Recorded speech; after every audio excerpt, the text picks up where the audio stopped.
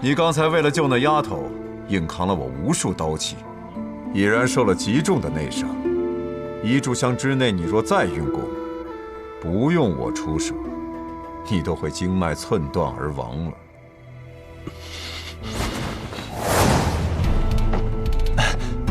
苏公子，屠二爷，苏公子，别老叫我屠二爷了，叫我屠婉吧，你我可是朋友。你抓紧时间调息，我替你争取些时间。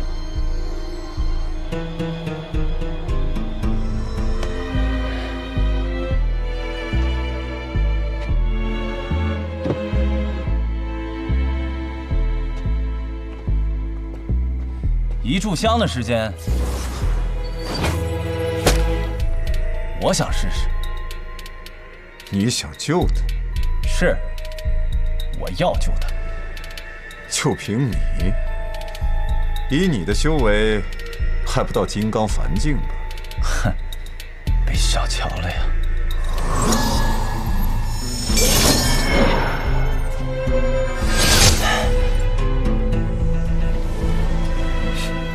能跟苏公子拼到这般地步，想必你也是强弩之末。或许现在的你，还不如一个金刚凡境。既然求死，那便赐你一死。止！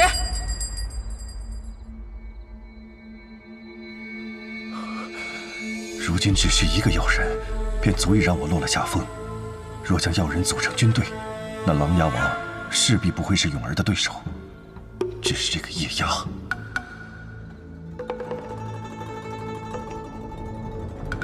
真是完美，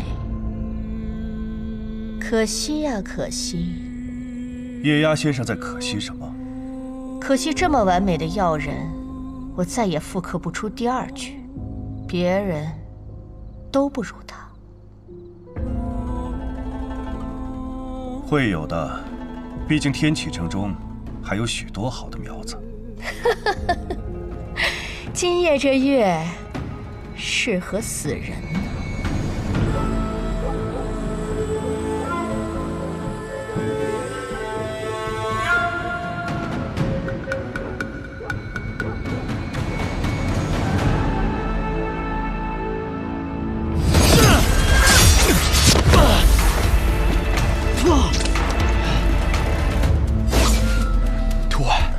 快走！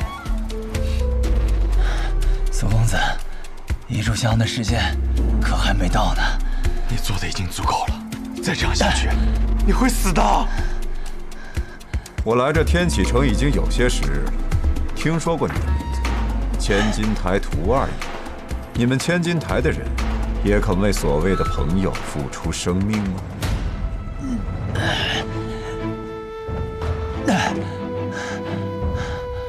为什么我是屠二爷，就不会为了朋友而死呢？那如果我是屠婉，我会为了朋友而死吗？男人若遇心仪女子，只一眼便可一生不忘，那叫一见钟情；而我们男子，若遇一男子忽觉可付之真心，那叫一见如故。我与苏公子，便是一见如故。好一个一见如故！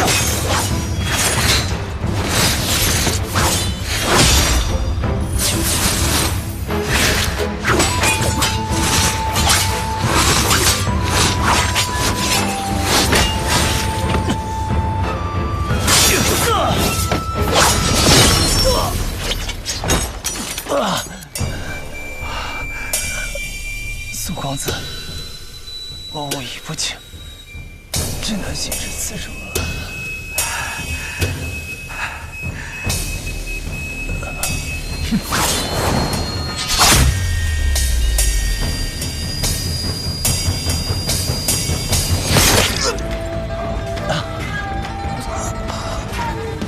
为何遗嘱箱的事情明明还没有到？因为我是苏沐雨，暗河的苏沐雨，所以我总是比其他人想象中的要更强一些。也罢。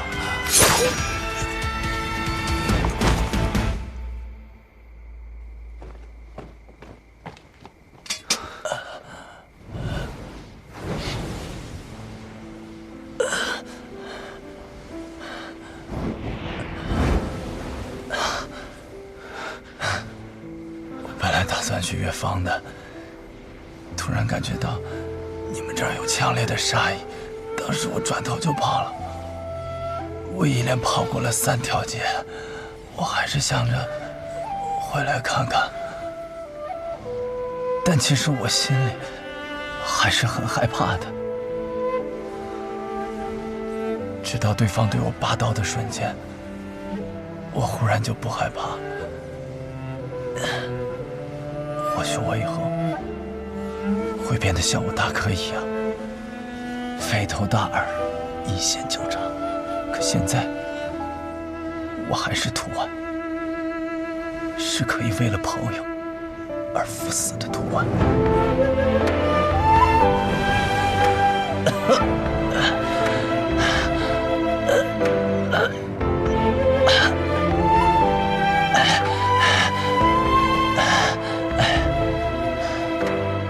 多谢。今日恩情，木一定铭记于心。我现在神医会去疗伤，这里便交给你了。啊，放心去吧。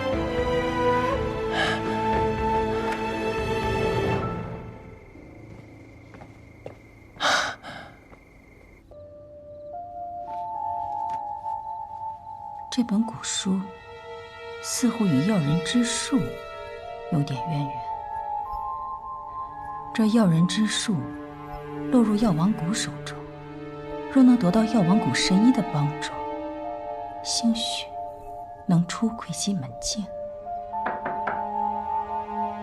进来。云姑娘，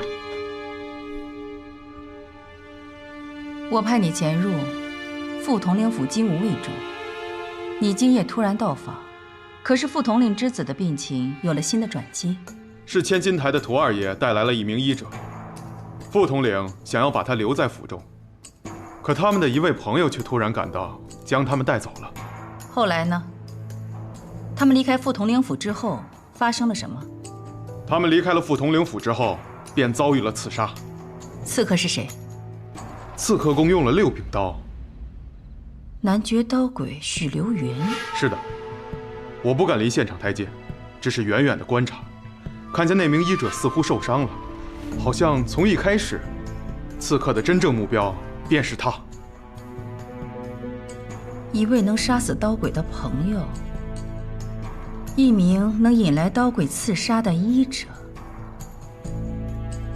你说屠二爷是请他们去治病的，他们来自哪座药庄？明丞相的鹤羽药庄。知道了。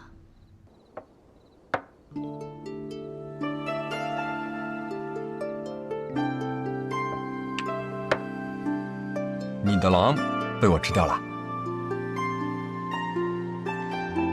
凭什么你的虎能吃我的狼啊？虎能吃狼，不是很正常吗？狼都是一群一群的，你的虎都是一头一头的。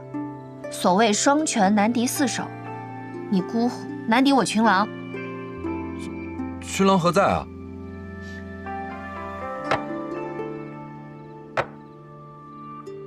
在这儿。这也行啊？这不行吗？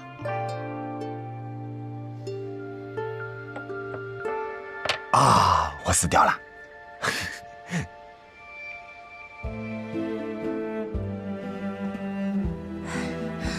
师傅怎么还没回来？放心吧，有我们苏家主出手，那什么副统领的府邸还不是随意进出。行了，你要实在不放心的话，我给你补上一卦。你算卦就是抛钱币看正反，能准吗？百试百灵啊！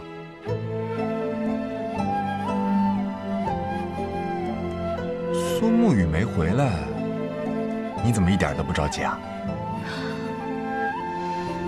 我记得当初在天启城的时候，有个人可是急得要死哦。今时非往日，宇哥那么厉害，用得着我这无独无用之人担心吗？我看啊，还是那个什么副统领更需要人担心一些吧。不对，你又开我玩笑。如果是我的话，你会担心我吗？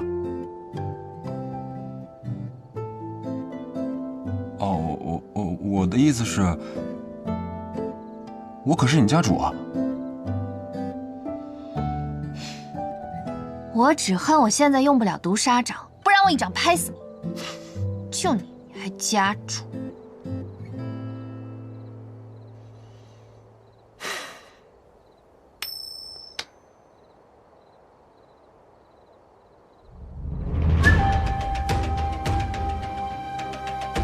不急。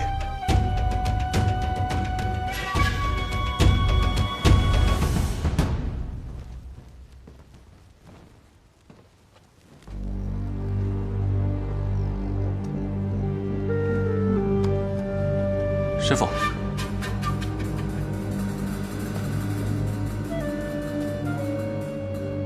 许流云死了。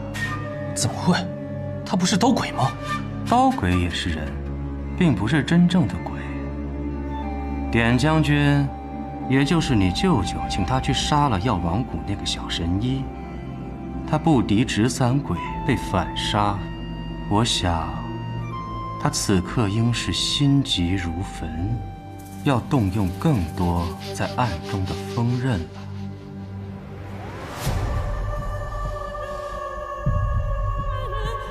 舅舅做事，我是放心的。永儿，你是因为他是你舅舅而放心，还是因为他来办事而放心？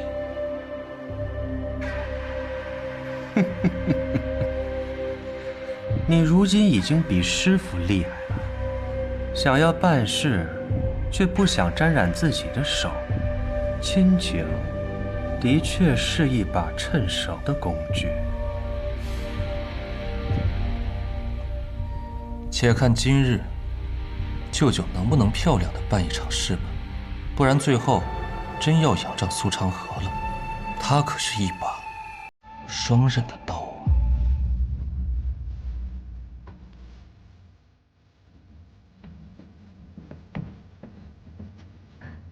血已经止住了。宇哥，你给师父用了护命的金不破。应该是的，是神医让我做的。不过在那之前，他便晕了过去。很好，若是没有这金不破，此刻怕是神仙也难救了。师父中的是刀伤，那股刀气还在他的体内，需要将那股刀气逼出来。穆家主，在，听我指挥，到时候一掌打在师父的百会穴上，记得别太用力，要用绵柔阴轨的内劲，不然就算师父活下来，他的脑门也会凹下去几分，他会气死的。明白，这个我擅长。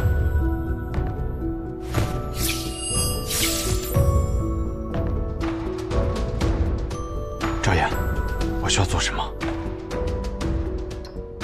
宇哥，你现在什么都不需要做，你也受了重伤，现在应当好好养伤。好，你且安心救他，不必管我。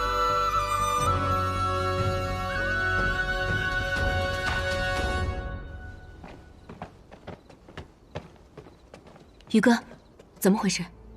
神医外出巡诊，发现天启城有世家弟子似乎中了药染之毒，回来时遭人伏击，身受重伤，是我没能保护好神医。莫非是许流云？你怎知是他？京城刚刚得到的消息，刀鬼许流云入了天启城，而且还和飞虎将军府有些来往。没想到他这么快就动手了。他跑了？他已经死了。是飞虎将军府。看来长河最初的猜测没有错，还是大皇子骁勇所为。那个叶阳，很有可能也藏身在飞虎将军府。我们一直盯着飞虎将军府，想要追踪叶押的踪迹，但是他们总是故布疑阵，引得我们耗费大量精力去追踪，但是每次都是虚晃一枪。看来这刀鬼，就是在我们被调虎离山之时离开了将军府。我要去趟将军府。宇哥，你疯了！不必管我，你们好好守在此处。宇哥不可，你现在当务之急是抓紧疗伤。如果拖着重伤之躯去强行报仇，那岂不是得不偿失？我若不去，你觉得接下来会发生什么？这鹤羽药庄还能安全吗？如果我是他们，知道神医掌握了药人的秘密，那不惜一切代价也会杀死他。就算刀鬼已死，也会派出其他剩下的高手追杀到底。看来这鹤羽药庄很快就要高手云集了。我和青阳早些布下的阵法还在，外人应该没有那么容易进来。如果现在把神医转移呢？去昌河闭关的那间密室。我虽不懂医术，但毒术和医术略有相通。神医他现在不能动，若再被人带着跑来跑去，体内真气乱窜，随时都有可能会死。所以我必须要去，我要让他们看到我的愤怒。我明白了，你是想告诉他们，白神医已经死了，所以你才会如此愤怒，不顾生死。好，宇哥，我跟你一起去。你留下来保护大家。宇哥，如今昌河闭关，得多依靠你了。好，我和雪薇留在这里。宇哥放心。我中。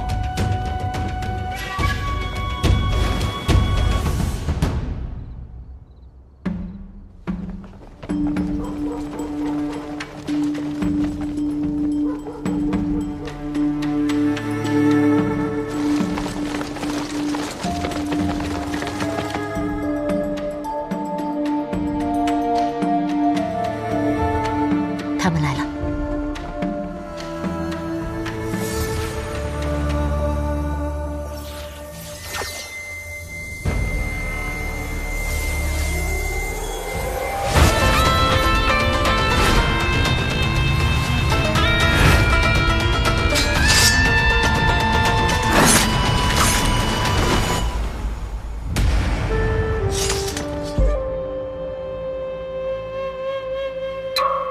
都退后！这是阵法。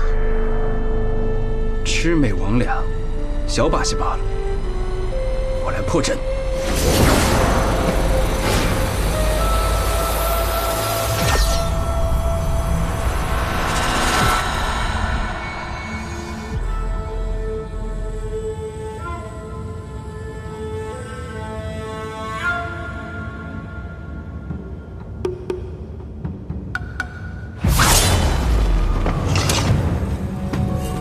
原来是你。我有想过我的心魔会是谁，或许是主宰我们多年的义母，或许是对我耳提面命、严加管教的爷爷，亦或许是我自己。但我没想到，竟然是你，苏沐雨。或许我从始至终都羡慕你的磊落与洒脱，但这一次，我在心魔中又获得了与你相战的机会。那么这一次，我绝不退缩。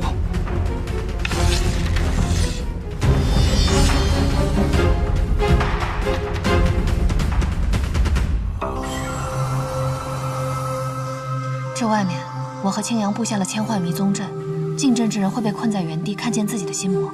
以防万一，这院中我再布一层毒阵。好。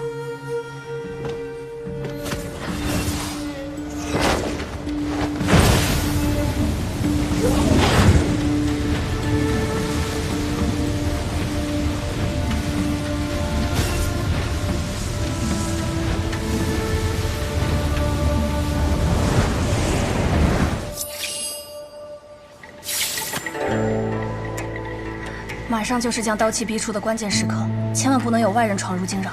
明白。定让此劫无人能扰。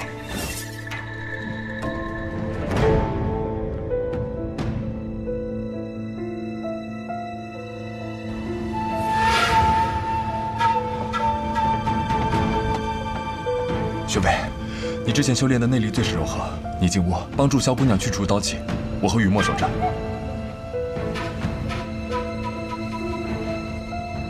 好。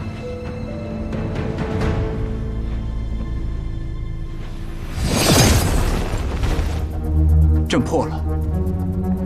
谢兄弟果然不凡。但里面还有一道毒阵，我不善毒术之道，还得烦请叶押先生出手了。哼，好一个局中局，阵中阵。院内的毒气不错，可不要浪费了。去吧。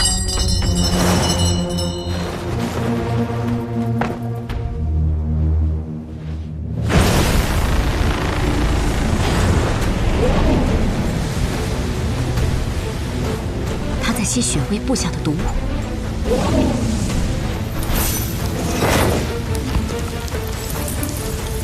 不管你是不是他的大师兄，倘若今天你敢进这个屋子，我必杀你。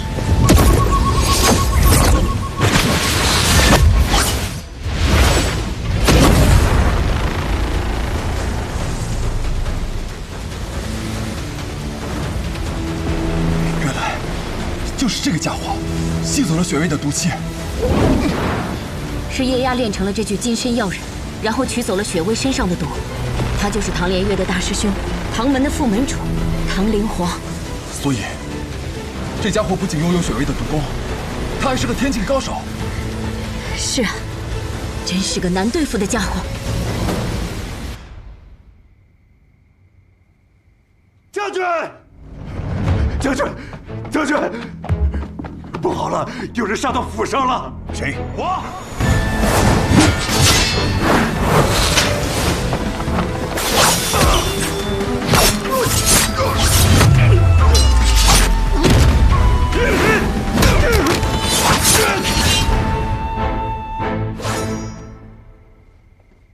安和苏沐雨，你好大的胆子！来此何意？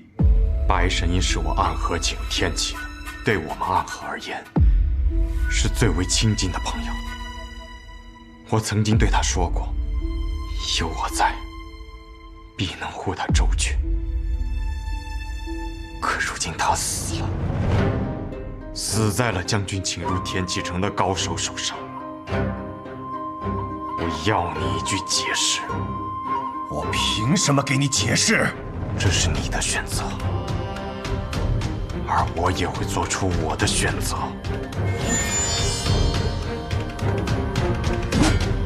知道杀死一个大将军，在我们北黎是什么罪孽吗？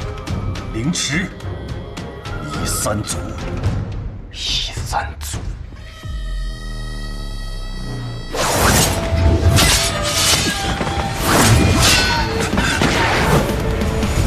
苏沐雨，你身受重伤，若再催动剑气，必死无疑。上帝以前自损800罢了，你好好思量下，不要冲动。不要冲动，还是第一次有人跟我这么说。不过这一次，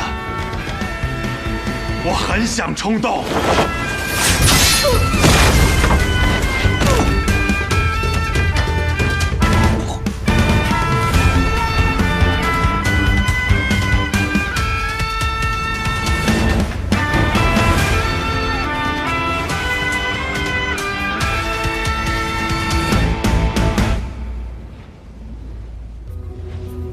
毒物都被吸光了，还不进去帮忙？再试试这毒药人的威力吧。苏沐雨直接闯入将军府，情况十分危急，请诸位立刻回府相助。苏沐雨不在此处，却去了将军府，为何？说是将军杀了神医，他愤怒至极，前去复仇。不过看他那个样子，确实是疯了。如今已调动金无畏前去将军府相助了。他确实说，白鹤怀已经死了，肯定死了。苏沐雨来的时候就已经受了重伤，不过他刚才挥剑那个样子，根本就是冲着你死我活去的。诸位若再不去，恐怕将军府就要被人屠了。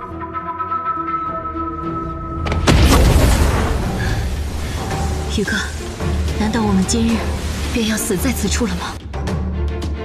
回去。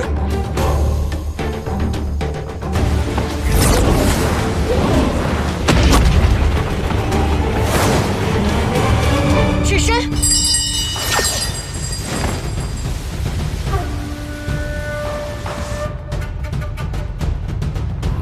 也罢。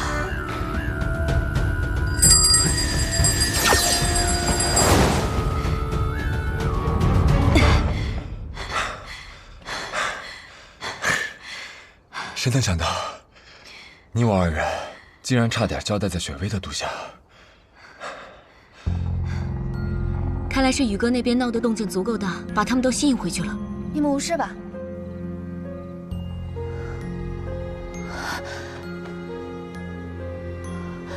你们这毒，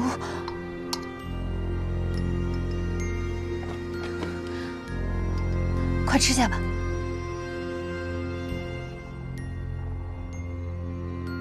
放心，没大碍。神医那边怎么样了？神医无碍了。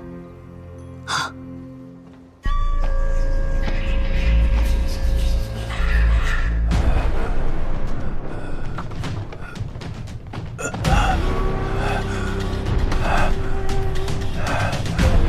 我终于明白，为何一个普通的江湖组织，一捕他们会如此看重。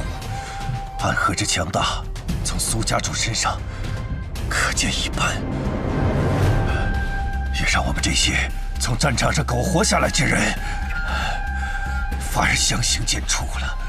将军曾在战场上卧虎杀敌，毫不血勇，如今却在这天启城中操纵阴谋诡谲，可曾记得当年策马上阵的自己？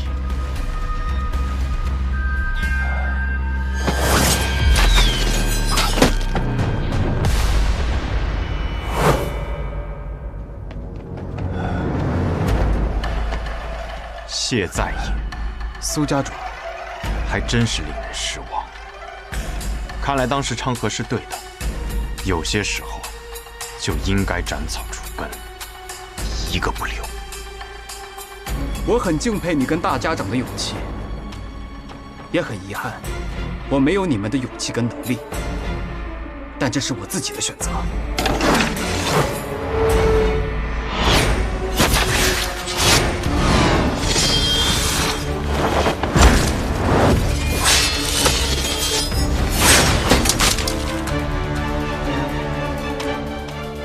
是啊，正因为我和昌河足够强，所以才能看到那杂草重新生长起来之时，再让它灰飞烟灭。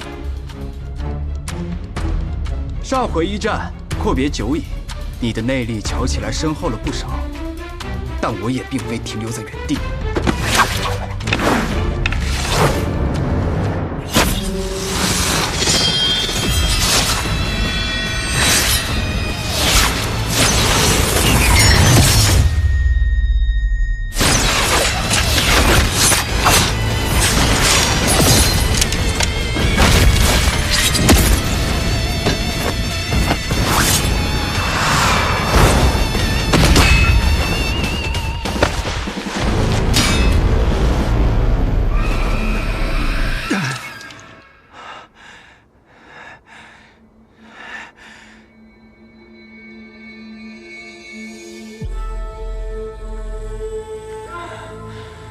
唐灵皇，真气乱泄，剑意不减，杀意更强。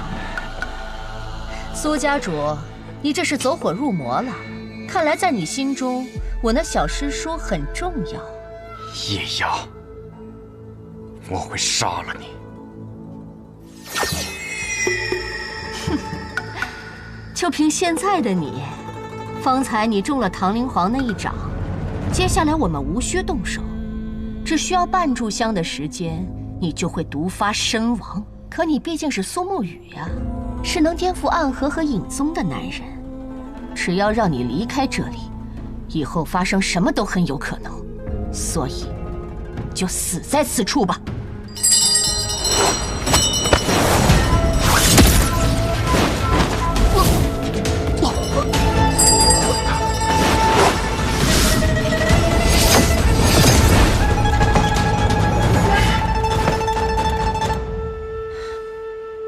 我还是第一次见你这副模样啊，小沐雨。老师，小昌河怎么不在？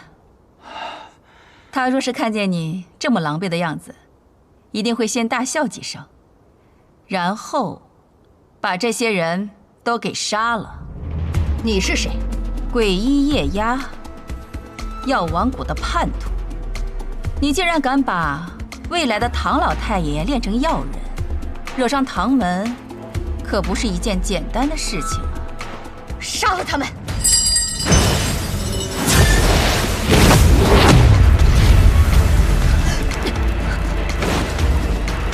炎魔掌，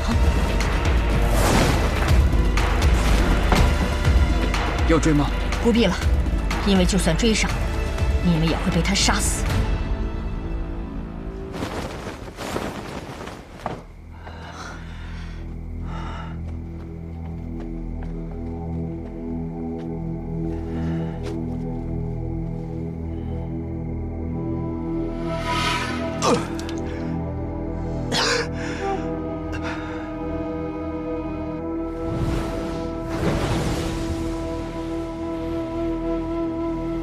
真是狼狈啊，小沐雨。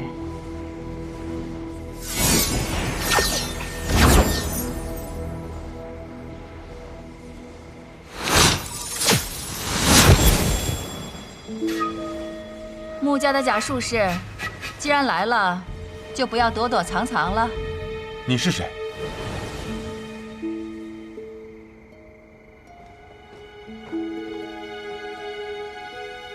你是？是我，许久不见呀，穆清扬。你去过望城山，见过你崇拜的那位剑仙了吗？你是藏书楼的楼主，苏云秀。你不是已经死了吗？我只是离开了暗河，他们追踪不到我的下落，便只好说我死了。可我是苏云秀啊。我可是苏沐雨和苏昌河的老师，怎么可能那么容易就去死呢？为何你的容貌一点变化也没有啊？是啊，为何我的容貌没有任何变化呢？松雨，你来了，神医那边。神医无碍，我来接你回去。太好了。小沐雨，你见那老师没有死，活生生的站在你面前，为何没有展露一丝的喜悦之情呢？他们说老师你死了，后来我和长歌去查过，但我没有90%把握，是你逃走了。还有1成呢？还有1成，是你换了身份，重新藏回了暗河之中。不愧是我的弟子。不过小木雨，我还是第一次见你这么不冷静。所求为何？我们的好友，药王谷神医白鹤怀，因为掌控了对方的秘密而被对方重伤，并且必须要其性命。苏沐雨为了救他，也受了重伤。如今，白神医需要一个安全的环境疗伤，所以苏沐雨便假装白神医已死，想要复仇，这才能够调虎归山。假装愤怒之极，可我明明看你是真的愤怒之极。老师，你说的没错，我并非假装。不够，还不够。是我的愤怒还不够吗？不，是你给的理由还不够。你喜欢他？是，我喜欢他。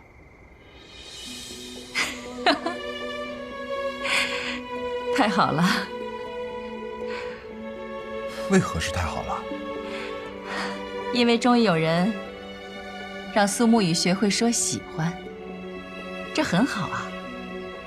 苏沐雨，我很高兴看到你现在的样子。虽然你现在很狼狈，但今天的你，是我见过你最俊秀的模样。你知道冰山融化之后会变成什么吗？老师，莫要大局了。是汪洋大海啊，傻子。好了，我要走了。我只是路过天启城一趟，不想恰逢这般精彩之事。我知道，你定能从里面闯出来，你还有你的底牌。不过毕竟，你跟小昌河想要带来一个新的暗河，那么任何一步都不可走错。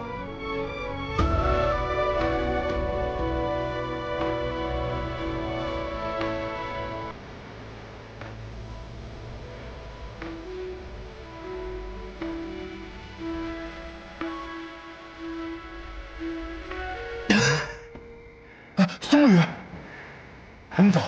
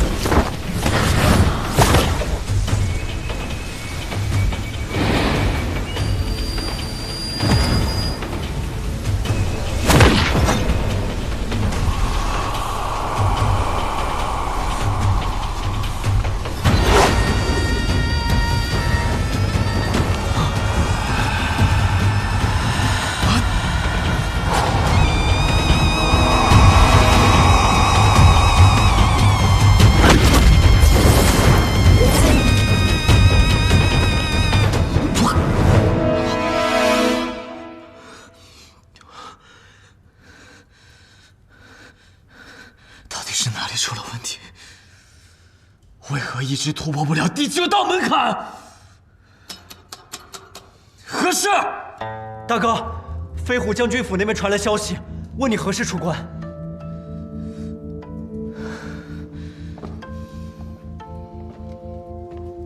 他们着什么急？时机到了，我自然会出手。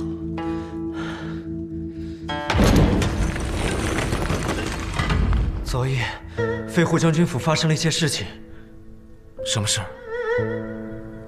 先是白神医发现了他们的一些秘密，随后白神医便被重伤。之后宇哥为了引开对手的注意，便不顾自己身上的重伤，强行进攻了飞虎将军府。将军府几乎被宇哥一个人所毁，直到他们的援兵到来，才逼退了宇哥。现在宇哥和白神医都受了重伤，藏身在了一处偏僻的宅子里。田野他们疯了吗？我说了，我可以帮助他们，但前提是不能伤害我们暗河的子弟。哥，我们为何一定要与他们合作？若昨夜我们能够及时出手的话，那么宇哥也许就不会受那么重的伤了呀。你在质疑我？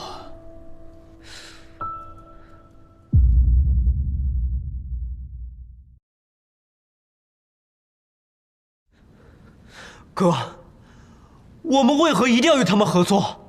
若昨夜我们能够及时出手的话，那么宇哥也许就不会受那么重的伤了呀。你在质疑我？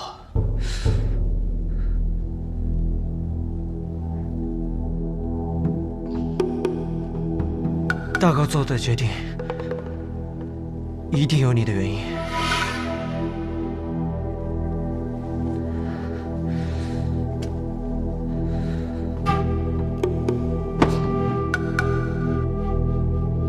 去告诉田野，我跟他们合作，仅限于帮助他们对付琅琊王。待我出关，一切自有定局。让他们最好别妄动。明白了，大哥。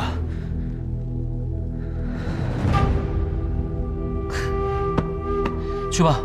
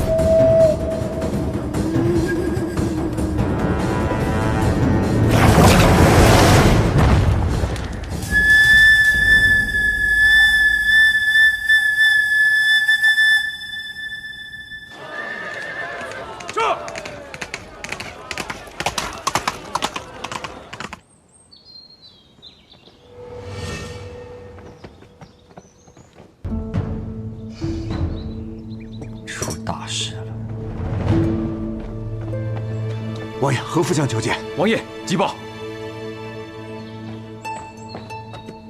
说吧，看你的样子，肯定是不那么想让人听的急报了。雷将军出击南虚城的时候遭遇了伏击，后带领支小队杀出了重围，如今正逃往落雷山，那里倒是驻扎着一些士兵。可若是男爵铁了心要围山，怕是没有援军吗？全部都被男爵的大军拖住了。他们此次倾巢而出，似乎是不计代价，只想斩杀我们的主将。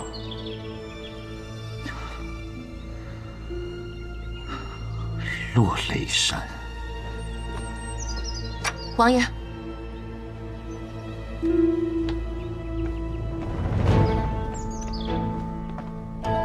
你去吧，把他救回来。如今天启城暗潮涌动，我怎么能在此时离开呢？我无妨的，天启城还没有人可以威胁到我，只是我恨，这一次我不能。王爷，姬若风去了哪里？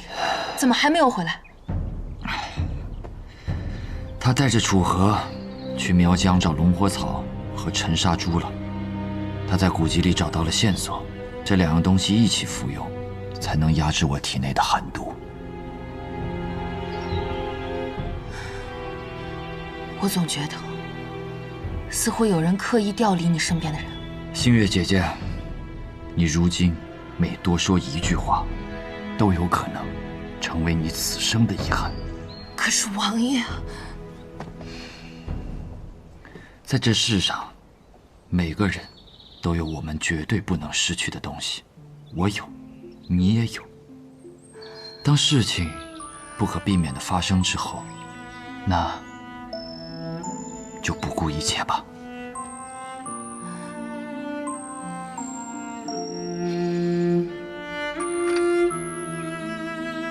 抱歉了，王爷。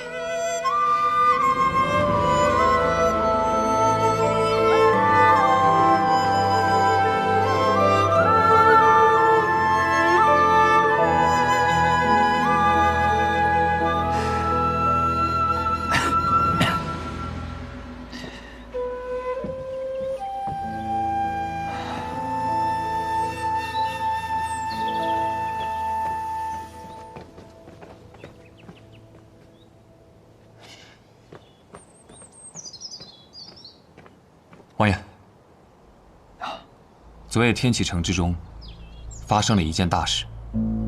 苏沐雨和男爵刀鬼许流云大战，许流云被杀，而苏沐雨那边，那位出自药王谷的小神医白鹤怀，似乎也遭到了不测。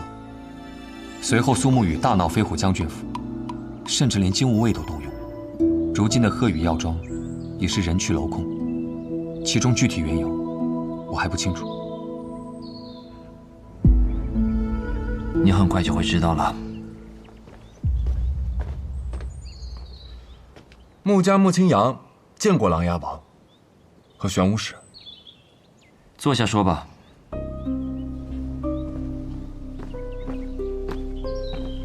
看来，王爷对我的到来并不感到意外。昨夜的事，连月跟我说了。神医他还活着啊，那便好。也不是很好。如今我们暗河的大家长正在闭关，一位家主身受重伤，一位家主又远在暗河，还有一位家主呢，打架也比较一般，那便是我。但现在又发生了一件很离谱的事情，所以我觉得需要几位守护使的相助。没有几位了，就这一位。什么事？倒霉催的，怎么偏偏受你这个祸害？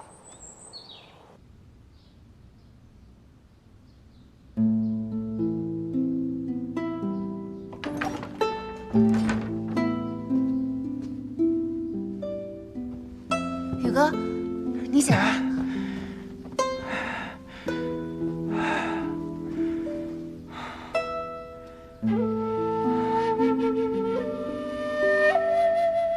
我为何会在此处啊？那鹤羽药府已经不能住了，日后必定要被死死盯着了，所以只能在婉儿姑娘家暂时躲避一下。这里是屠二爷带我们来的。是百花楼的婉儿姑娘。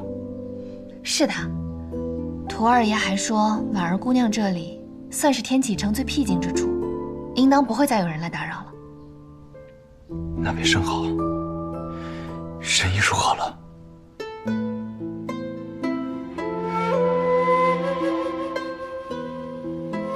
昭言说神医已经没有性命危险了，只是还需要一段时间才能够醒过来。岳伟，麻烦你先将神医送离天启城，到南安城。不行，南安如今无人保护，送至暗河，那里有折树和祈祷树。现在神医还是太虚弱了，若是离开天启去往暗河，只怕路途太漫长，神医支撑不住。宇哥，你别担心了，雨墨已经传信回暗河，折树和祈祷树会派援兵前往天启的。那真是要来很厉害的援兵了。以前我们暗河每次看到的情报都是谁谁谁要出现在何处，需要在何年何月何日，甚至有些苛刻的还要在特定的时辰去杀那个人。如今我拿到的信息怎么都是今年的收成几何，来年的种植计划。咱们暗河的大刀什么时候变成割脉的镰刀了？如今家中弟子无事可做，一身气力实在无处施展，于是苏家主就给我们定了这些任务，说等他们从天启城回来之时，需要考核的。怎么考核？不达标者，逐出3家。这是我们苏沐雨在成为家主之后说的最硬气的话了吧？七刀叔，你也知道，苏家主向来都是待人最为温柔，可他一旦说了什么事儿，也一定是一言既出，驷马难追。咱们谢家力气最大，办起这些事儿来也算是手到擒来。苏家也尚可，穆家人就惨了，他们又爱干净，力气又小，恐怕……行，退一下。是。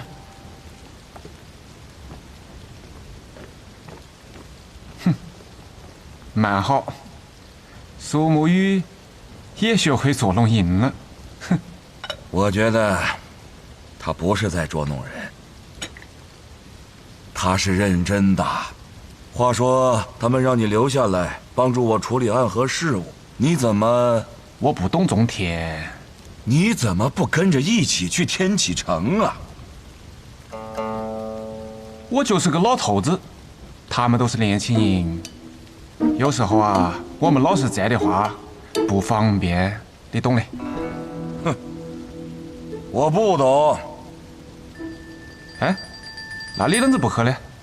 我那么大一个暗河，总要有人坐镇，没人管着这帮家伙，会乱的。大师，家主出大事了！怎么，地里的白菜被野猪拱了？不是，是天启城那边。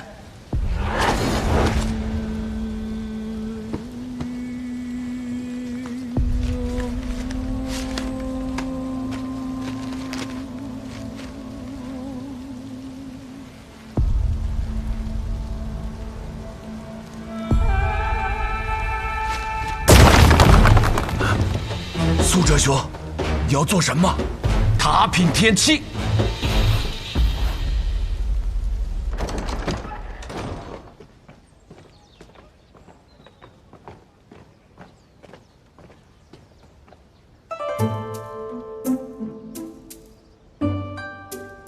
就是你呀！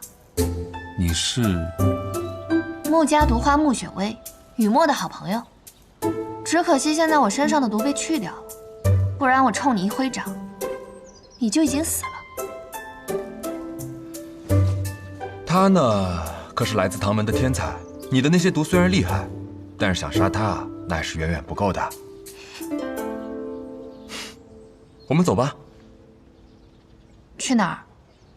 原本还想等神医醒了之后多问些消息，可现下也不知他何时会醒来，而如今只能去调查那什么破统领的儿子了。我是真讨厌天启城这地方，我们赶紧走吧。去你的望城山？那你要一起吗？那边不收女的。玄武使，那咱们就分头行动吧。哎，苏沐雨他们在哪儿？受了伤，自然是在屋里。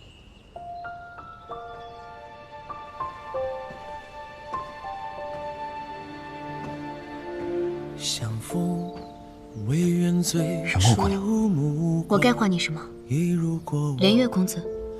不问世间悲欢，听起来倒真像一对璧人。愿望。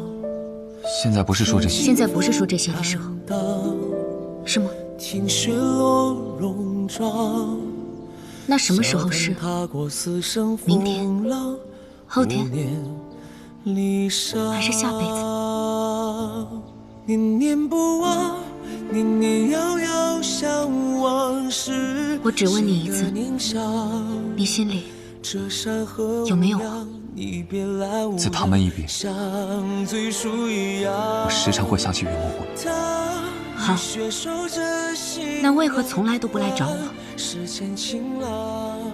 我一直在追寻大师兄的下落。我再问你，如果你的大师兄成功获救，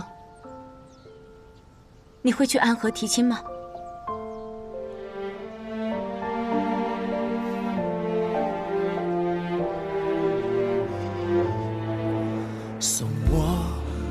我是唐门弟子，也是天启城的玄武使。我若去暗河提亲，老太爷不会同意。王爷那边，我问的是你心中是否有我？我问的是唐门吗？是琅琊王府吗？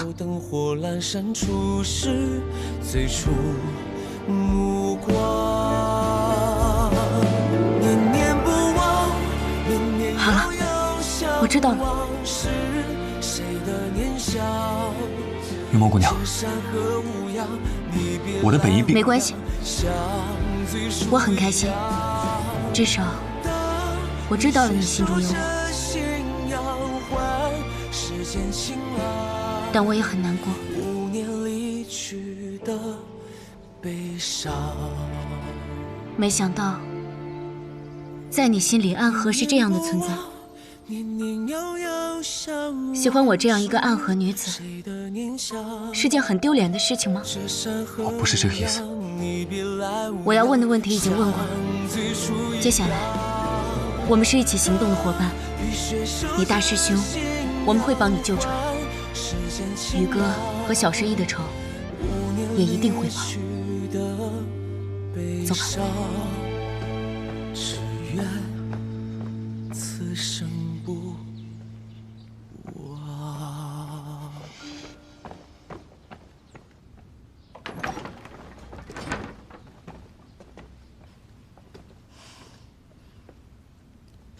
你们先聊。多谢婉儿姑娘。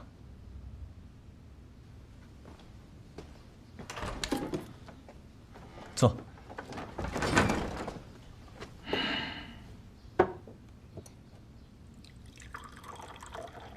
苏公子，看来这次伤得不轻啊。还需休养几日。我在暗河多年，比这更严重的伤，在以前也是家常便饭。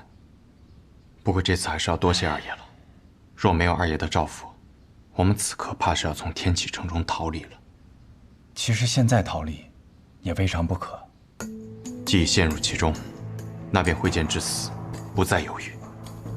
这是我们暗河做出的选择。也罢。这些时日我回去以后，一直在调查那李仙将军儿子的行踪，我发现其中大有问题。于墨他们已经根据之前你给我的线索开始调查了。现在看来，二爷你有了更进一步的发现。是。那李仙将军虽然勇猛，可他这个儿子习武天分却是平平，这都已经20多岁了，却连一个副将都没有混到。若是放在以前，一个副统领想让自己的儿子升迁自是不难，可现如今有了琅琊王，一切都要以公平为主。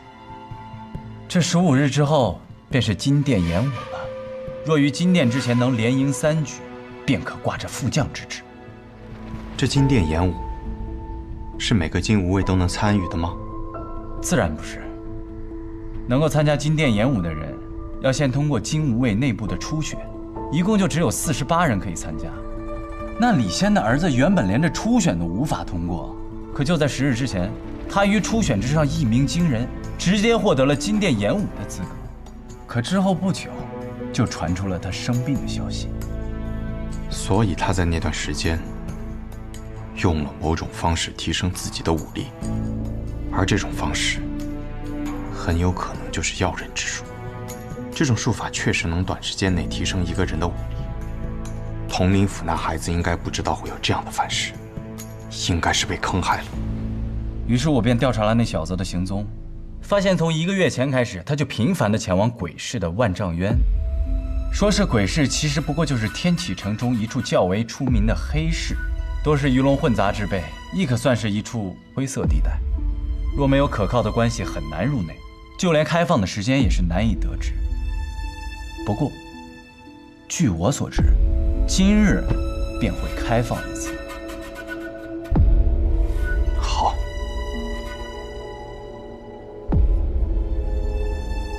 要立刻通知学卫他们。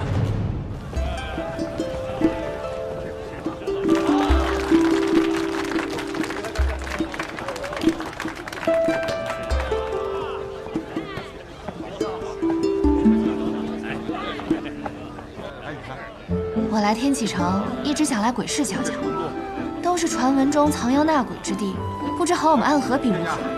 没想到今日竟实现了这个愿望。这不是巧了吗？我一直以来最想做的就是陪你逛逛鬼市。那早不来晚不来，如今靠人才带劲。那毕竟对这天启城人生地不熟的，还是得找点关系才行。你说是不是啊，玄武使？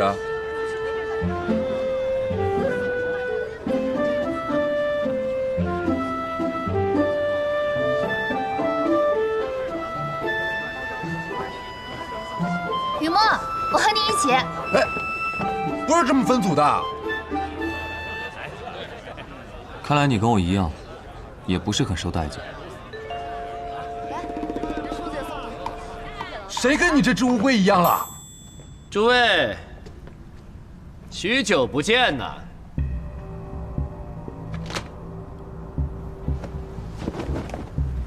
尝尝点心。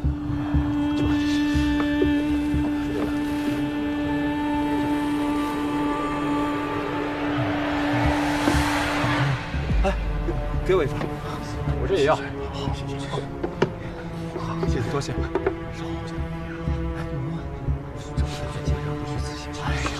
是这个样吗？不错，这东西不是，这可不是之前给我。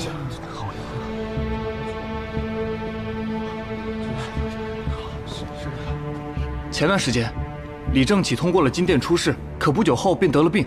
我有朋友在他们府上当差，说是现在已经疯了。你们这药真能吃吗？当然能吃了，每2餐后服1粒，连服10粒，15日之后，你们的身躯便会如脱胎换骨般的崭新。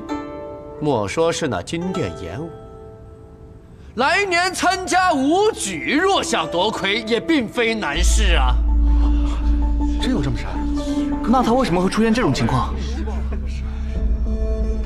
那是他急于求成，他担心自己初选不过，比试前夜便将我给予他的3粒药丸并数吞下。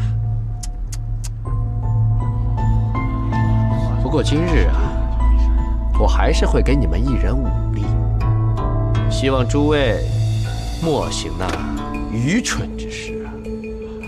这次10拿9稳了，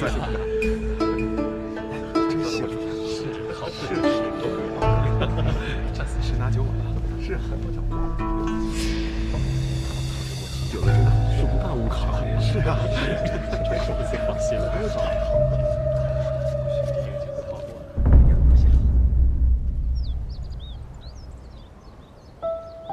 司空长风怎么把你给叫来了？既然来了，不如比上一回。观他人观书不语，才为君子。他说有一残局难解，叫我来一同看看。确实是一局佳意啊！过来书中寻解。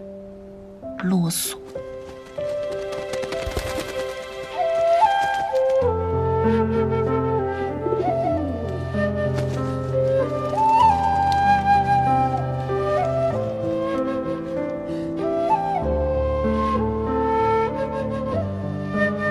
怎么了？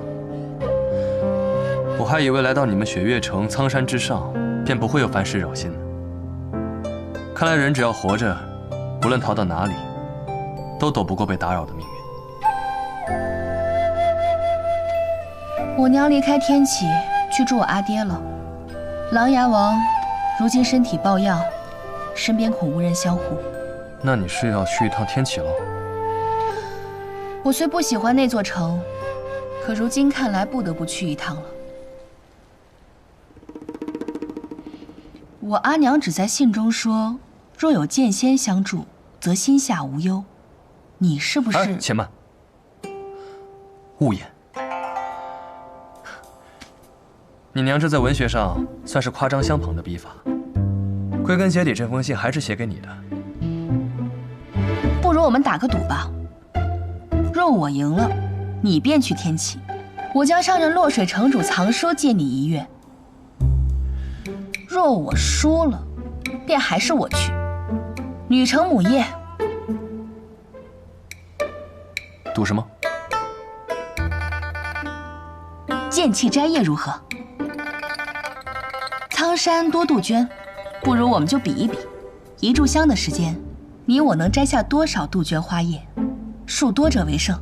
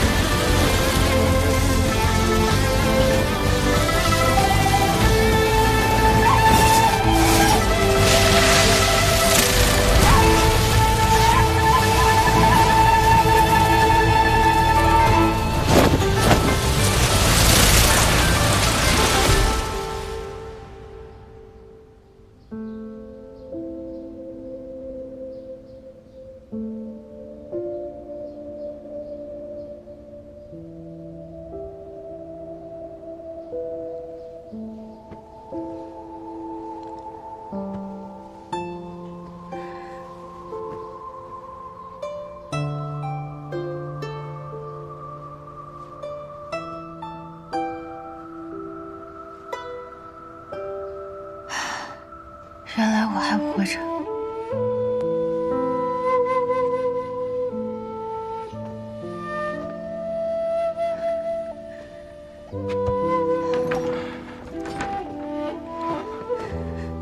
神医，你醒了，先坐。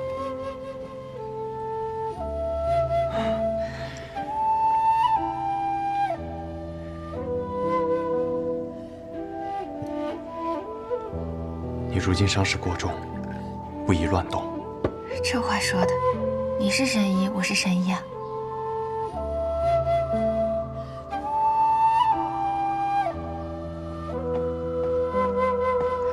师傅，你怎么可以下床的？你不要命了？你是师傅，我是师傅啊。你们今天一个个说的话，都很嚣张嘛。师傅，你都快死了，还说大话。先喝药吧。我这伤是你治的吧，赵燕？嗯。我方才啊摸了一下我那伤口，包扎的还有待提升啊。弟子无能。无能什么无能啊！我当时受了伤，以为自己必死无疑了。这天启城中想要找到治好我这伤的大夫，可没那么容易。真厉害！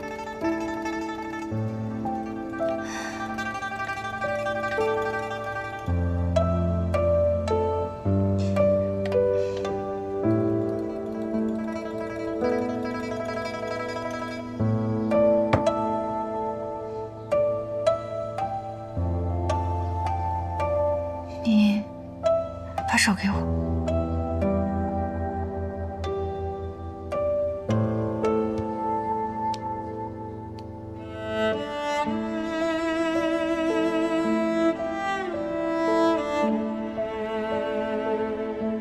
师傅，宇哥为了帮助我们引开那些高手，强行进攻了大将军府，受了很严重的内伤，最近也正在调理。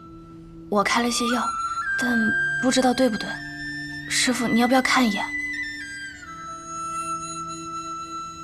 不是内伤的事情。你行事我信得过，治疗内伤是我交给你的第一件事。若是这都出问题，那岂不是要逐出药王谷了？好了，我也该休息了，你们出去吧。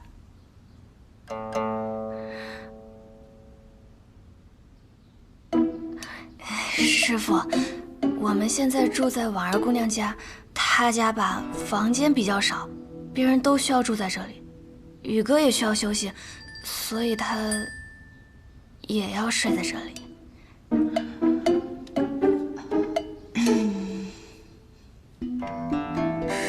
睡哪里啊？睡隔壁。哦，你先出去吧。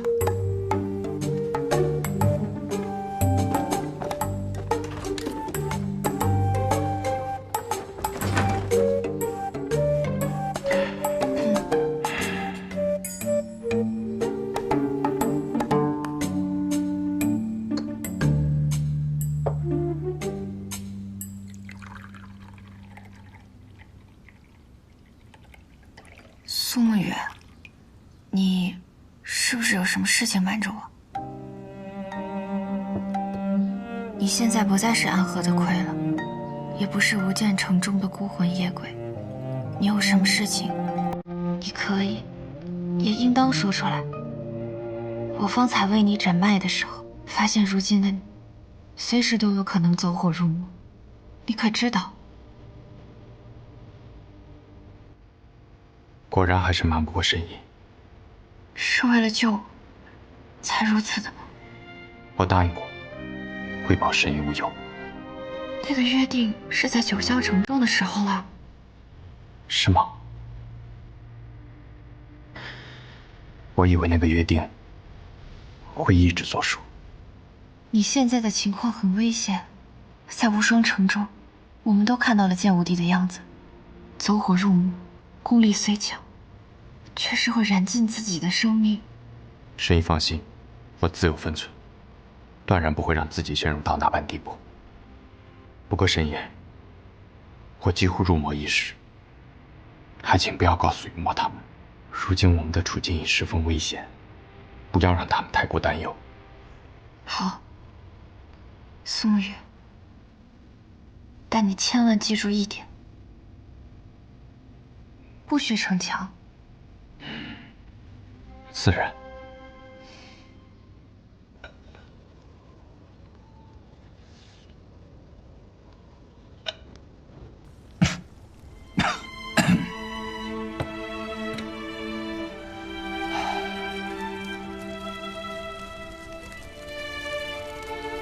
嚯，穆家的传信银碟做得真精巧啊！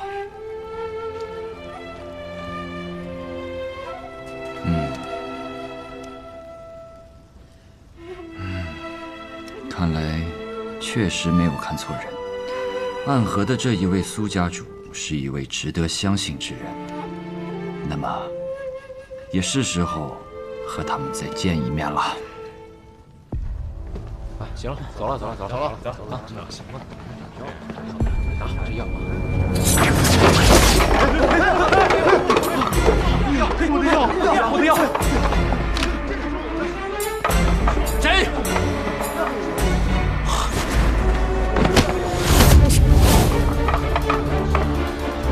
薛无耻，唐连月，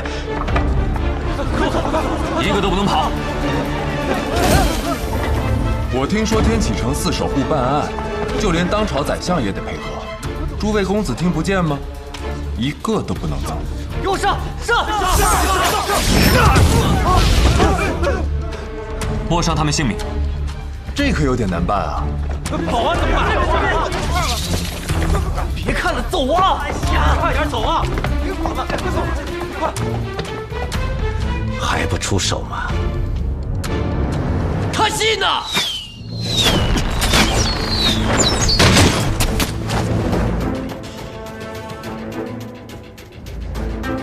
封禁长公明，将军逐沙场。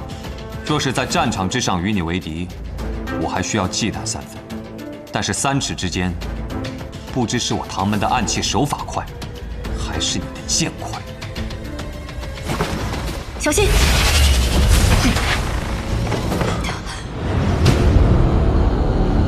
大师兄，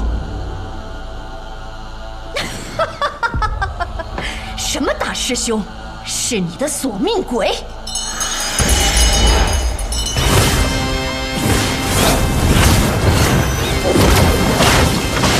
唐林月，不要碰他！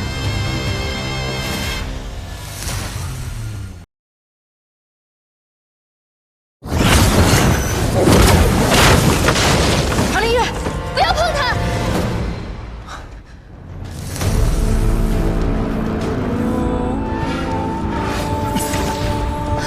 太危险了，对手太难缠，我们先撤。可是，走。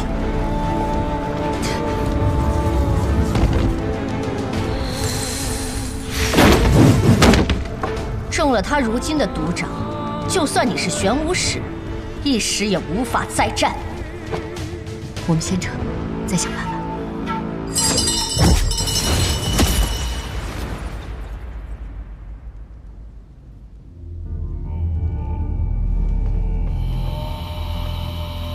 天启城玄武使，果然不同凡响啊！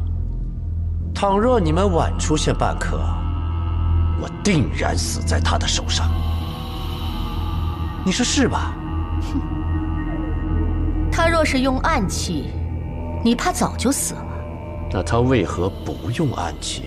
唐连月很聪明，他发现了场中这些人的身份，猜到了我们此举是对付琅琊王的。他若出手杀人，留下了自己的暗器，那么或许会成为攻向琅琊王的矛头。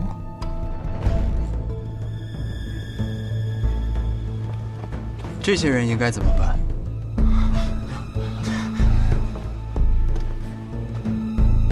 诸位，还请先行离去，我会派人随后通知大家，在新的地点相聚。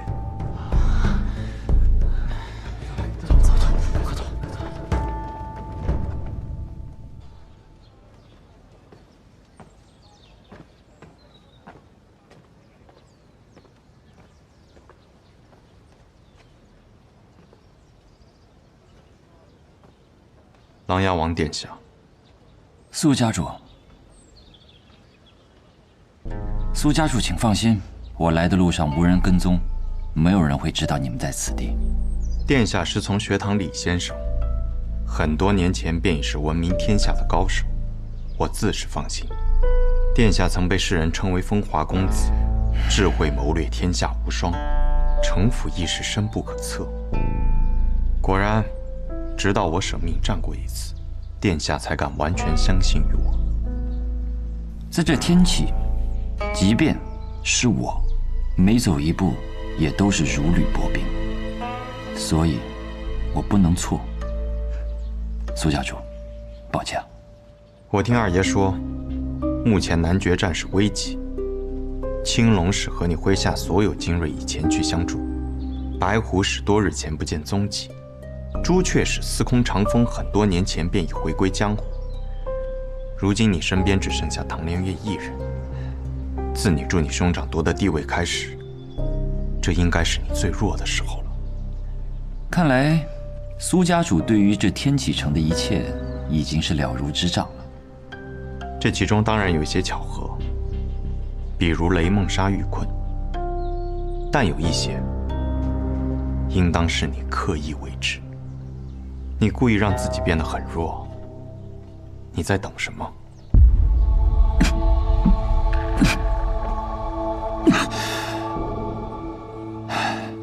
只有当对方觉得我足够弱的时候，他们才会忍不住出手。而我想要的，就是他们对我出手。届时你需要我的帮助。是，因为到那个时候，我依旧会很弱，弱的甚至连我自己的性命都保不住。所以有些事情，苏家主还得帮我。如此看来，我们暗河进入天启的这一步，是不是早就是王爷棋盘上的最后一子？我看不见那么远的布局，不过是顺势而为罢了。但我之前答应你的事，我一定会做到。好。那些中了药人之毒的，皆是天启城手握军权之人。有这把柄在我手中，就算他们不为我所用，也不敢妄动。永儿，我最后跟你说一次，这个选择没有回头的可能。舅舅，我从来不回头，因为回头看到的皆为不堪。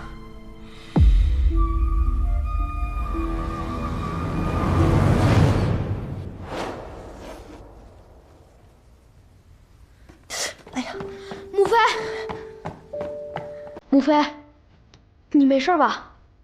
这些活计怎么还需你来做？无事，只是扎到了，都不曾流血。你看，你父皇啊最喜欢我的绣艺，想着平素无事可做，便给他绣了一条腰带，再给你舅舅和外公啊做2双冬靴。来，坐。你今天怎么来了？学堂课业可辛苦？不辛苦，欣赏还夸儿春聪慧呢。父皇晓得了，还赐了儿臣一套文房。今日不上课，特地回宫来瞧你们。真乖。父皇今日过来吗？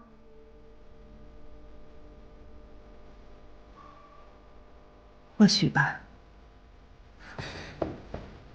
殿下，你就替娘娘争一争吧。陛下他日日都去那宣妃处，已经许久不来咱们这儿了。你是陛下的第一个孩子，陛下已经最是疼惜你了。你就点翠，多嘴。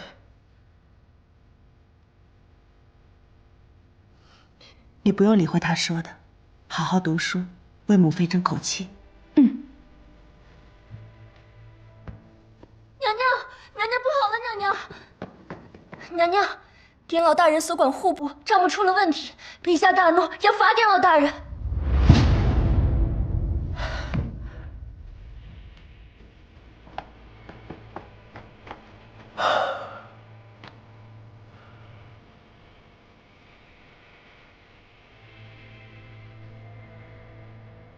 你父王还算有良心，只叫你外公告老还乡。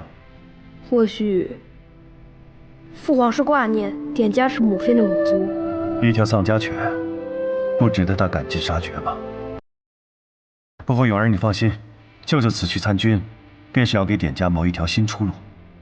我会成为你新的底气，你在天启，一定照顾好母妃。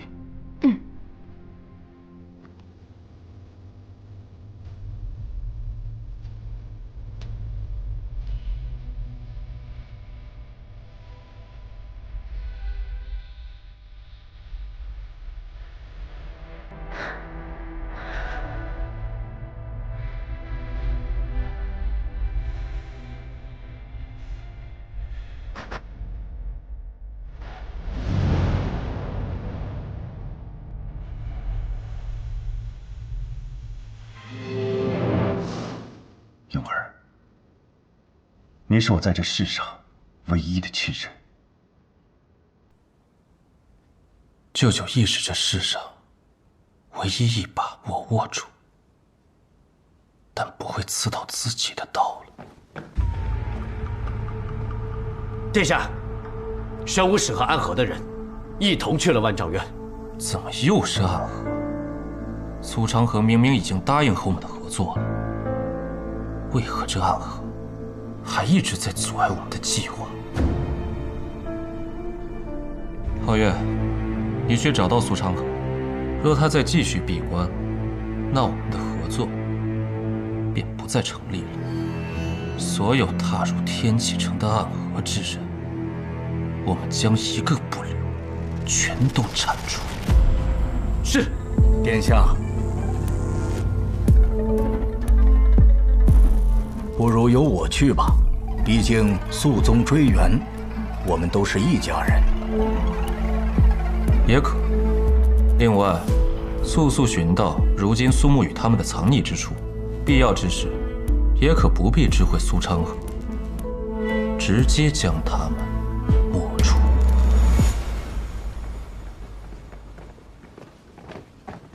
如何了？宇哥，我们已经找到天启城要人的秘密了，不过对手太强，我们只能暂退。雨墨和唐连月已经回琅琊王府复命了。苏沐雨，我们还是先走吧。天启城的水太深太浑了，我认为我们的选择并不值得。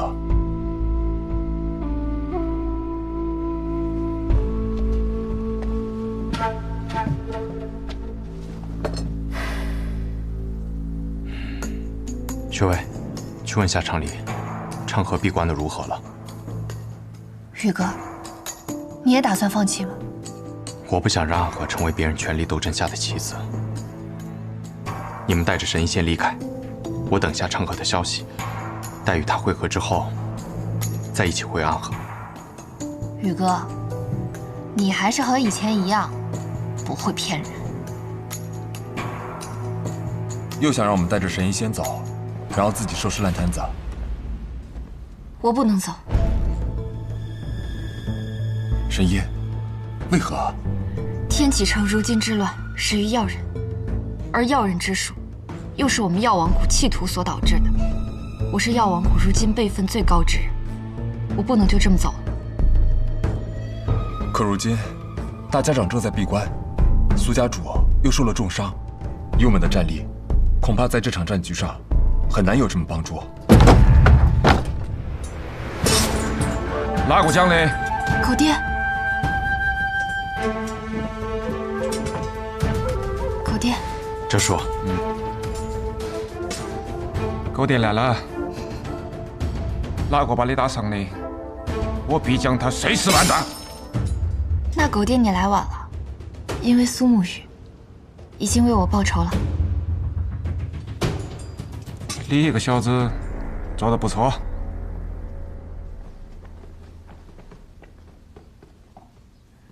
王爷，听闻雨墨姑娘的名字许久了，但今日还是我们第一次见面。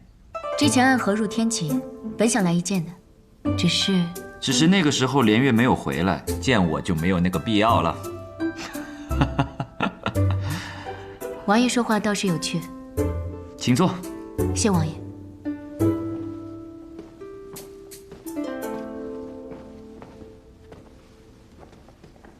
我出身学堂，师傅当年告诉我们，行走江湖，有趣比厉害更能吸引女孩子的注意。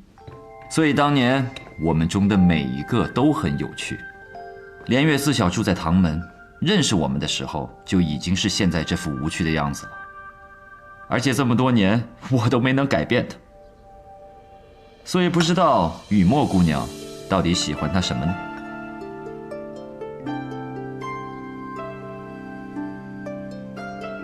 以前喜欢，现在不喜欢了。哦，怎么又不喜欢了？他胆子太小，我喜欢胆大的男子，比如王爷这样的英雄豪杰。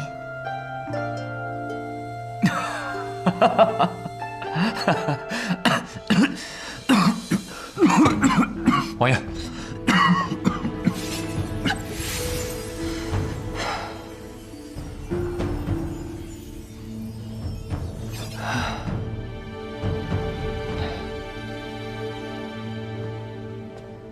雨墨姑娘，但连月是可以真正依托的男子，而我不是。王爷此话怎讲？因为在我认识的男子中，只有连月，是当他确信自己可以给你一生一世的幸福，无论未来发生什么，自己都不会有丝毫的改变，除非他死了。到那时候，他才会付出自己的真心。可其他人，不是。王爷，现在不是说这些的时候。我师父原来跟我说过，男女之情，风花雪月，在任何时候说起都是应当的。不久后便是大朝会了，许多达官贵胄家的公子，偏偏在这个时候中了要人之毒。很明显，这是大皇子有什么图谋，加上最近天启城中对王爷流言纷纷，这肯定是冲我们来的。其实我觉得这两者都有可取之处。一个想爱就爱，爱得坦荡，爱得自在，所以在开始的时候，总是能如此炽烈；而一个要等到万事皆定之后才爱，总是少了些波澜，也会让这位姑娘多受些委屈。但是，连月是个很好的人。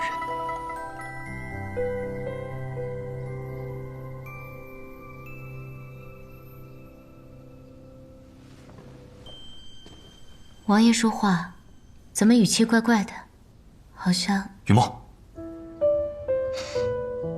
不得胡说！你又知道我要说什么了？那怎么是胡说呢？唉，好像什么，想交代后事是不是？或许我真的在交代后事呢。王爷，罢了罢了。方才你说什么来着？有很多达官贵胄家的公子被下了药人之毒。都是哪家的公子啊？有几个辨出了身份，还有几个没有。那你回来干什么？去找啊，把他们一个个都找出来，统一保护起来，再想这解毒之法。但是要记住，所有的这些行动都要尽快完成，不然等到大朝会的时候，他们的父兄齐聚天启，情况就不妙了，或许会发生更糟糕的事。明白。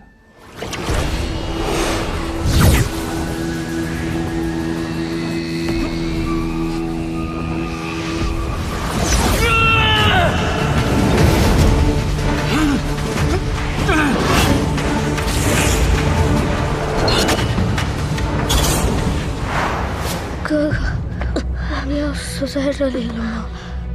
不会的，我一定会带着你从这里离开的。那阿娘他们呢？我们还能把他们救回来吗？可以的，我们都会活下去的。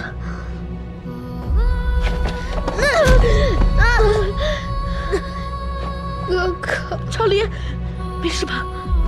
哥哥，你走吧，不要管我了。我流了好多血，我活不下去了。不，走吧。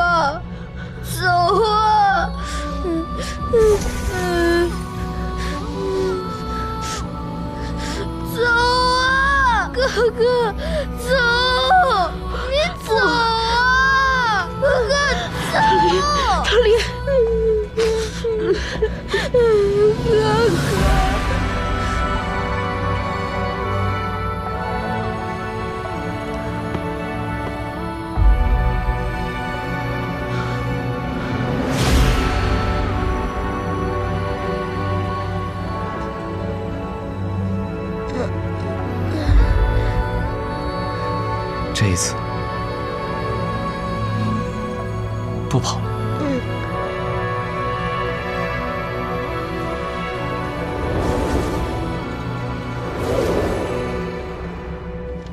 无知小儿，前来赴死！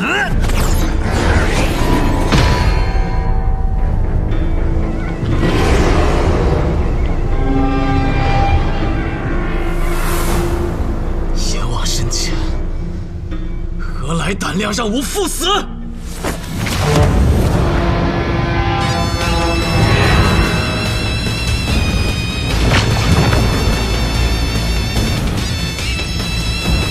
渔网深浅，就算阎王也得退避三舍。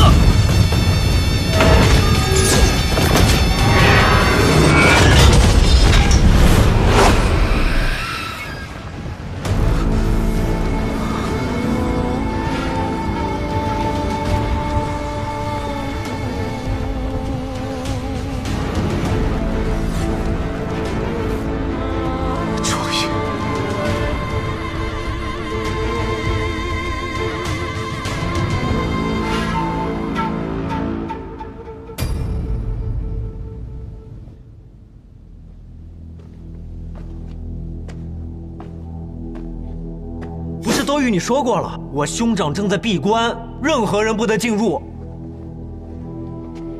闭关？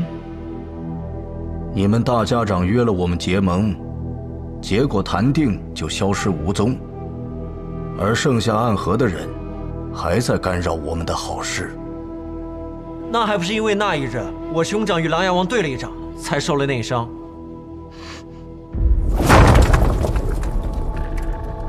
莫非？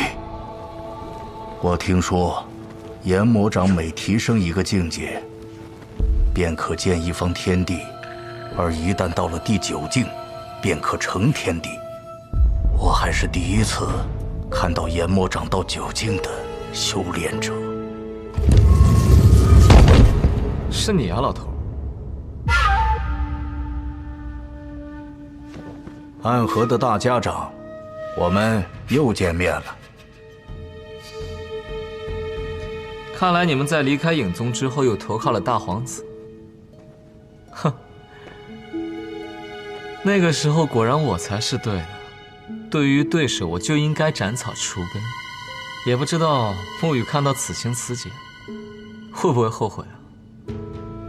我们若想能长久立于天启之中，自然要寻找一些依靠。大皇子殿下是一个不错的选择，不然我和大家长又怎么会在这儿相遇呢？你说呢？此间事了，那么天启3家、暗河3家，所有人都尊称你为大家长。等大皇子殿下登基后，我们将取代如今的内卫司，真正的立于光明之下。走吧。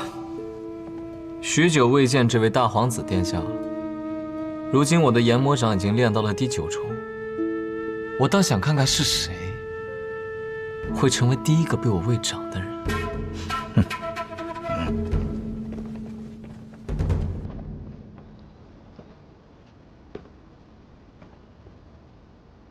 连月的天地，本应该是江湖。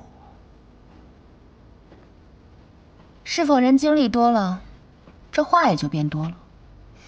你同司空长风一样，喜欢对着风景长吁短叹。你我所摘的花叶树木是一样的，但是你的里面有3片桃叶，所以说你输了。罢了，帮我同司空长风说一声，我要去趟天启，归期不定。因为原来活得太束缚，所以事到如今才会有感慨。像你现在这样就很好，活得恣意。你阿娘叫你暗中来保护我，劳烦了。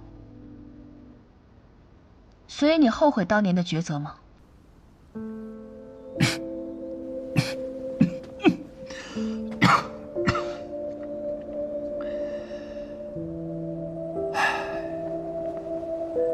如果有一天，你遇上一位高手，得到了同他问剑的机会，最终却因为问剑失败，手上一辈子也拿不起剑，你会后悔当初与他比试吗？不会。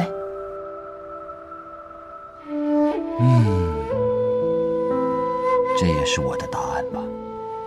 人生就如同望城山上那问卜的桃花壁，只有一面可以朝上。我想要海晏河清，便得舍弃江湖肆意；你想要领悟无双的剑意，就要承受事件的结果。憋屈。我的意思是，我不会失败。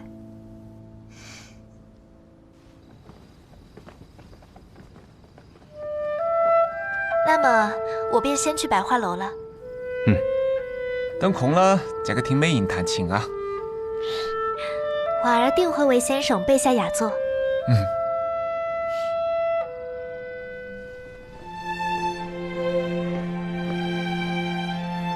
头儿，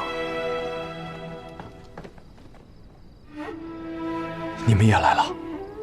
你让大家长告诉我们，不再需要做那藏在面具下的12孝，可与你并肩作战是一件令人高兴的事情。所以，我们来了。新换的刀不错，黄泉当铺取来的，削铁如泥。头儿，你且放心，我们的武艺最近也精进了不少。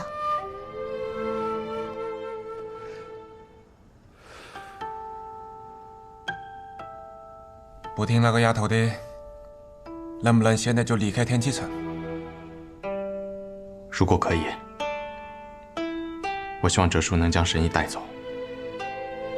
天启城这些事，由我和长河来解决。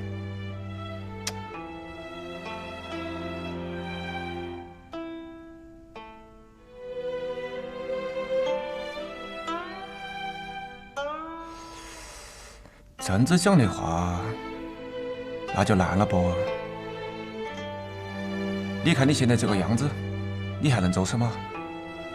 你要是不想把你这个身体变得跟我一样千疮百孔，那最好的方式就是不要再动武，好好跟我那个女疗上几个月，真子才不会留下隐患。我会尽快恢复，请哲叔放心。放什么心啊？我跟你受的是一样的伤，我一眼就看得出来。如今你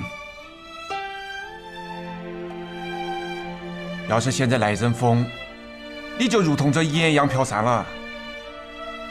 可哲叔，你不仅没有死，还依然是我们苏家第一高手。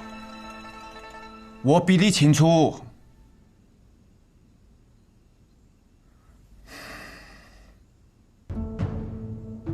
如今的我，若是遇到真正的全力一战，与势均力敌的对手死拼，那便是必死无疑。这是我当年受的重伤所留下来的隐患，如今就是新百草在，也治不好我的伤。我以后还想将女儿托付给你，所以我不希望你变成跟我一样。哲叔，我有我的打算。你有个屁的打算！你最后的打算总是要拼出自己的性命，跟了你郑子丽，最后都是要当寡妇的。不过也没得办法，你就是郑子丽，所以你才是苏沐雨。既然我那个女跟你都下定了决心，那么就由我来帮你。这是不可！有什么不可的？你若是用此弓，会遭到巨大的反噬。你放心，我还不会死，我会留着我这条命来照顾我那个女。苏沐雨，你没得办法的，你必须要接受我的整齐，不然你折输我，反而会立即而亡。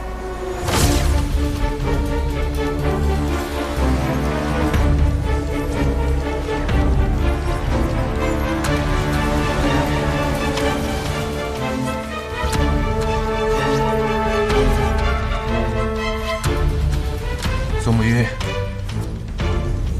等度过这次劫难，就离开江湖嘛。离开江湖，比如回南安城，你就做一个一辈子的小药童，帮我那个女卖药、捣药、煎药，待到日落时分，你再去做一碗难吃得很的面。然后我那个女啊，一边骂到你，一边把那个面吃了，你呢就不好意思，于是第二天一早就去买了桂花糕。真子的一辈子，是不是也蛮好？我总不能一辈子做面都很难吃吧？哼，你也觉得蛮好吧？我可以住在南安城，安然度过一生。可安和的子弟们呢？若放任他们散入江湖，总是会在某一日死于无人之处吧。是个有责任心的男人。我相信哲叔当年也是很有责任心的。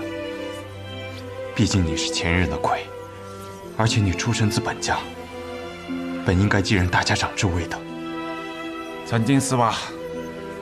那个时候，我一腔雄心壮志，只想有一天能够名扬天下，好好争一争这天下第一。后来呢？后来，我遇到了爱情，便只想到仗剑天涯，远走高飞。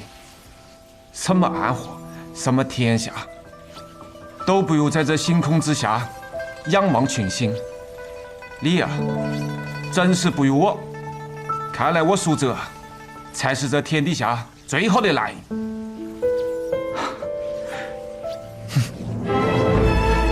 狗爹，你在干什么？这应当是神鬼涅槃功。传闻中，有人受了极重的内伤之时，便可以以命换命。虽经过改良，传功之人并不会致死，但是也会遭到极大的反噬。哲叔为了苏沐雨，真是倾尽全力了。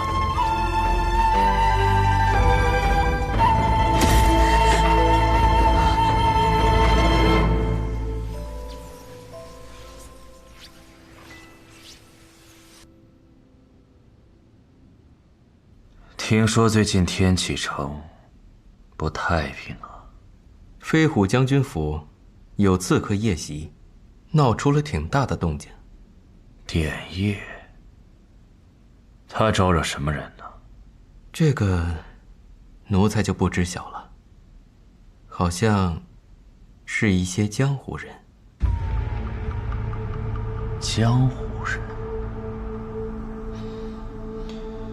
江湖人的事，是不是应该问问若风啊？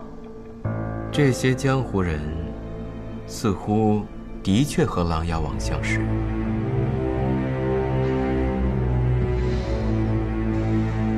江湖人既然敢在天启城刺杀一名将军，实在是太过难大包天。传令给典业，固授予他权限，全城搜捕那名刺客，飞虎军精卫任由他调配。奴才遵旨。如今我的研魔掌已经到达了第9境，但是我只觉得天下偌大，不过我一掌之宽。对了，老头，你这么多年都没有办法将研魔掌提升到第9境吗？我们天启3家所拥有的研魔掌掌法，和你们是不一样的。我们留下的掌法和秘籍是不全的，最多便只能炼至第8重。而同样的境界上，也无法与你们相匹敌。原来如此，我还以为你老头天赋不行呢。你这么说也没错。不过大家长，你可知道为何天启3家留下的掌法秘籍是不全的吗？愿闻其详。因为研魔掌是一门极其邪门的武功，炼至最后会有极大的反噬，所以天启城中留下的秘籍进行了一些改变，无法发挥这掌法全部的威力。而在暗河的你们，为了追寻更强大的力量，所以留下的是原本。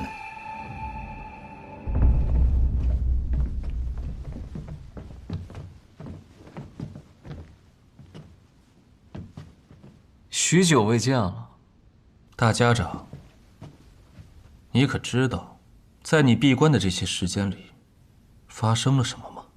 听说我们暗河的朋友差点死了，我们的苏家家主也快死了，甚至于鹤羽药庄差点在那夜被夷为平地。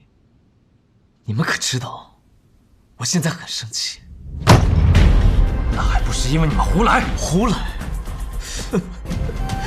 卓星公公，你说我现在胡来一下，一掌拍死我面前这位大皇子殿下，你能拦得住？大胆！